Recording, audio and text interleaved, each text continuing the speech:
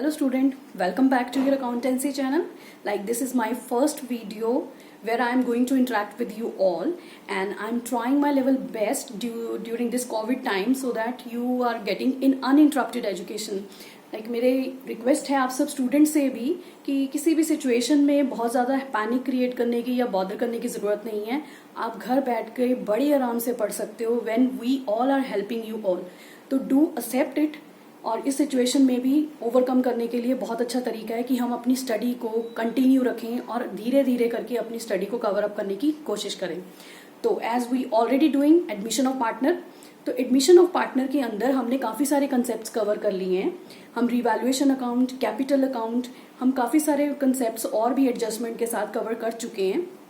But by the time जब आप questions कर रहे होगे तब आपको कुछ पॉइंट्स ऐड होते जाएंगे and one of them is ये जो आज का टॉपिक है मेरी वीडियो के अंदर.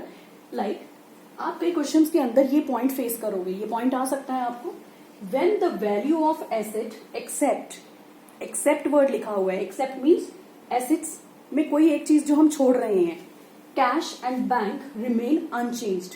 इसका मतलब ये है कि हमने वैल्यू ऑफ एसेट्स को बदलना नहीं है. अभी तक हम क्या कर रहे थे कि पार्टनर की एडमिशन हो रही है, नया पार्टनर फर्म के अंदर आ रहा है, तो हम वैल्यूज को चेंज कर रहे थे रीवैल्यूएशन अकाउंट के कारण, क्योंकि कुछ एसेट्स रीवैल्यू होकर बढ़ रहे थे, कुछ एसेट्स कम हो रहे थे, कुछ लाइबिलिटीज में भी चेंज आ रहा था.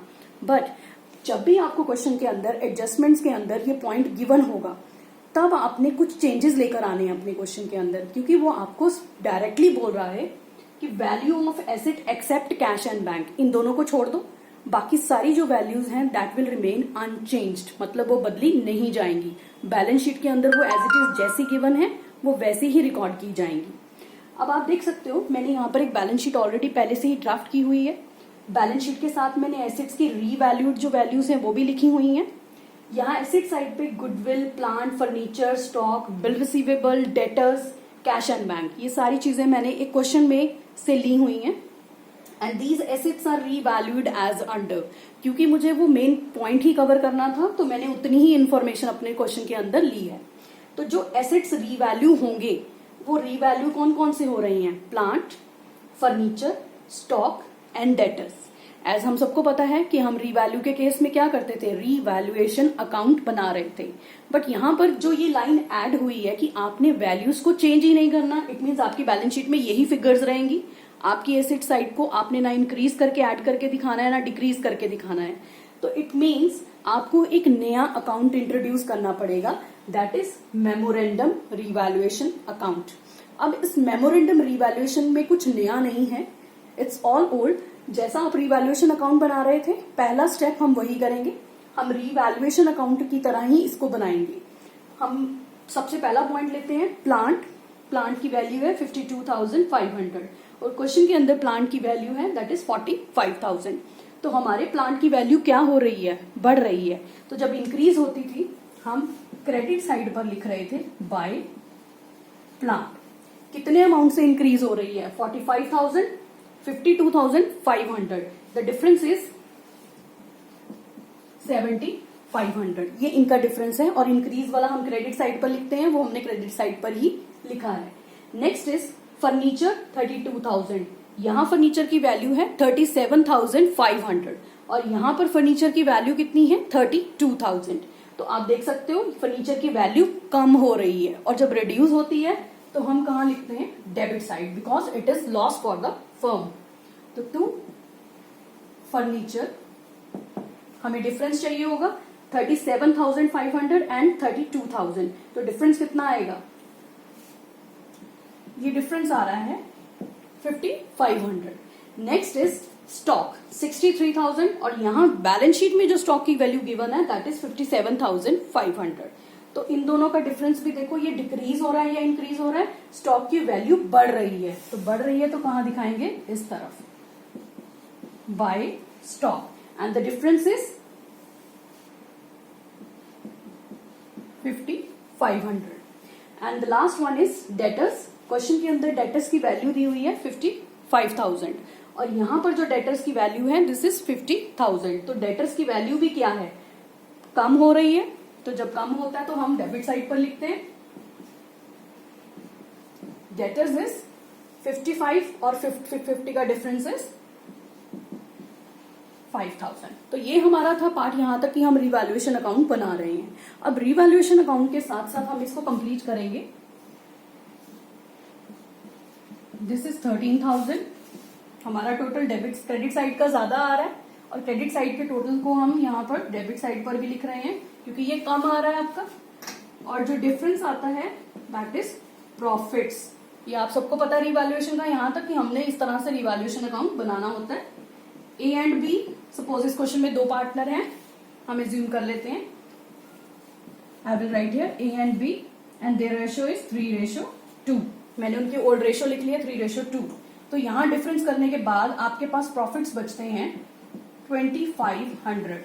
अब ये 2500 हमने ओल्ड रेशियो में बांटने होते हैं। मैं फिर से रिपीट कर रही हूँ, ये मैं ऑलरेडी बता चुकी हूँ आपको कि यहाँ पर जो प्रॉफिट्स हमें होते हैं ये हमेशा ओल्ड रेशियो में बांटने होते हैं। तो ओल्ड रेशियो ए और बी की 3:2 है। तो इसमें बांटने के बाद हमारे पास कुछ वैल्यूज इस तरह से आएंगी 2500 and 1000। Now the next point is, अब यहाँ पर कोई चेंज तो आया ही नहीं। आपके दिमाग में भी आ रहा होगा कि हमने तो रिवैल्यूएशन बना दिया और इसका इफेक्ट अगर इस पे डालेंगे तो वो इंक्रीज और डिक्रीज में आएगा और बैलेंसेस चेंज हो जाएंगे। But the point is, question कह रहा है it will remain unchanged. Unchanged means कि मेमोरेंडम में कन्वर्ट करो, और मेमोरेंडम में कन्वर्ट करने के लिए रिवैल्यूएशन के आगे भी हमें कंटिन्यू करना है। सो हम जो डेबिट साइड पर लिख रहे हैं प्रॉफिट्स को छोड़ के, प्रॉफिट्स को नहीं लेना, लॉसेस को नहीं लेना, हम उसके अलावा जो भी वैल्यूज ले रहे हैं वो सब हमने यहाँ पर अपोजिट साइड पे ट्रांसफर करनी है। मतलब फर्नीचर इस तरफ आ जाएगा, that is 5500 by debtors 5000 and to plant 7500, to stock 5500। तो इस तरह से मैंने वैल्यूज को अपोजिट साइड पे ट्रांसफर की है। क्रेडिट वाली डेबिट साइड आ गई है और डेबिट वाली क्रेडिट साइड चली गई है। ऑब्वियसली जब मैंने वैल्यूज उल्टी कर दी है तो यहां पर मेरा क्या होगा, जो टोटल में प्रॉफिट और लॉस आएगा वो भी चेंज हो जाएगा। तो अब मेरा टोटल डेबिट साइड का ज्यादा आ रहा है, दैट इज 13,000, जो पहले क्रेडिट साइड का आ रहा था। यहां पर भी सेम है 13,000 एंड हमें क्वेश्चन के अंदर अब क्या आ रहा है, लॉस। अब इस लॉस को विच इज 2500 हमें डिस्ट्रीब्यूट करना है। मेमोरेंडम का रूल ये कहता है कि नए पार्टनर को भी लेकर आओ इसमें, क्योंकि नए पार्टनर के आने के बाद ही ये सिचुएशन अराइज हुई है कि ये वैल्यूज हमने पुराने पार्टनर्स में रिवैल्यूड नहीं करनी थी, हम उसको रिमेन अनचेंज्ड कर रहे हैं। तो नए पार्टनर को भी लॉस या प्रॉफिट बियर करना पड़ेगा। तो इस क्वेश्चन के अंदर हम ये एज्यूम कर लेते हैं कि ए, बी और सी के आने के बाद ये हमारी न्यू रेशियो है। लेट अस अज्यूम, मैंने ये एज्यूम किया है कि ये हमारी न्यू रेशियो है। अब हम इस 2500 को न्यू रेशियो में डिवाइड करेंगे। 2500 मल्टीप्लाई 2/5, 2 + 2 + 1 इज 5। तो ये क्या आ गया हमारे पास 1000। तो दो पार्टनर्स का तो शेयर सेम ही है, 1000 1000 एंड जो नेक्स्ट है लास्ट पार्टनर सी, उसका है 1/5। तो ऑटोमेटिकली ये 500 ही रह जाएगा।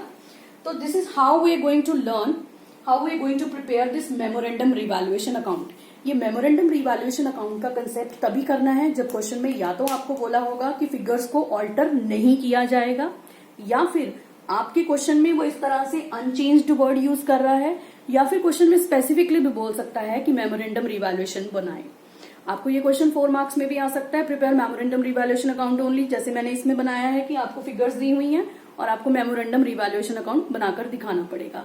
आई होप आपको ये कंसेप्ट अच्छे से समझ आया है और ये बहुत ही इजी है, इसमें कोई प्रॉब्लम नहीं है। इन माय नेक्स्ट वीडियो हम मेमोरेंडम वाले क्वेश्चन को कंप्लीट क्वेश्चन में कन्वर्ट करके करेंगे, जिसमें revaluation, memorandum revaluation and capital account and balance sheet, इन सब चीजों को हम साइड बाय साइड प्रिपेयर करके देखेंगे।